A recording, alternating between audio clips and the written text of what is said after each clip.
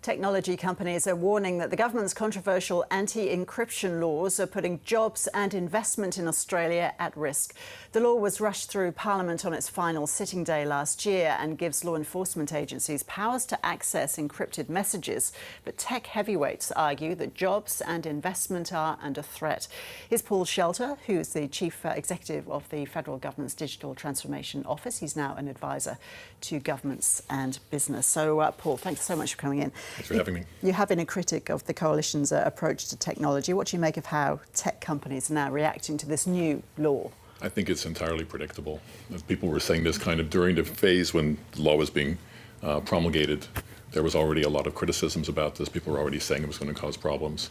The fact that you now have the chief operating officer of Microsoft saying that customers are asking, please don't put my data in Australia, that's saying a lot. Because Australia had been seen as a good place to store data? I think it always had been. Yes, I think this is the result of a change, right? Something changed, and now people have a different view. But is that because we had less strict laws here than elsewhere? No, I think it's because the law now is, in fact, but a bit slightly more rogue here than elsewhere. Before, Australia was much more in line with international standards. Rogue in what way?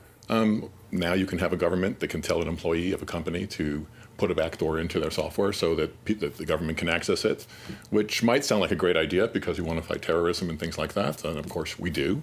But the problem is once you put a backdoor into software, it will be discovered by somebody else.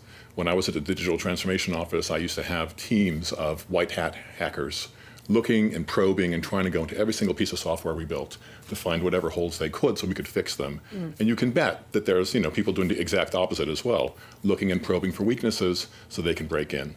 When a government has somebody put a hole in a piece of software, it will be found, it will be used. So the government would argue that national security trumps concerned over keeping international companies happy, but you're saying national security might be compromised. That's what I'm saying exactly. I'm saying actually this can compromise national security. Okay, what impact is that going to have on the tech economy here? Well, I think we're already starting to see this. So I've already spoken with colleagues overseas who have told me that they had been considering opening up development offices in Australia, and they decided against it for the simple reason that they weren't able to, well, they wouldn't know actually if they could trust their staff.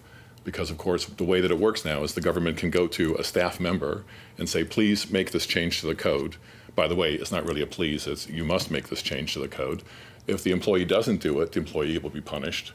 And if the employee notifies the employer that they've been asked, they will be punished as well. So you have a situation where you say, well, can I trust any Australian employee? I mean, that's really not good.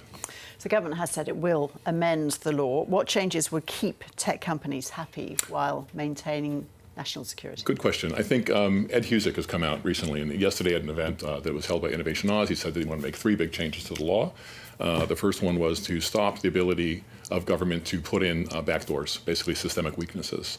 The second one was to stop the ability to target individual employees surreptitiously to make these changes. And the third one was to provide some judicial oversight over the whole process. And I think those things would bring Australia a bit more in line with international standards again, and I think that they would allay an awful lot of concerns. I wholeheartedly hope that that happens. Paul Shelter, thank you. Thank you.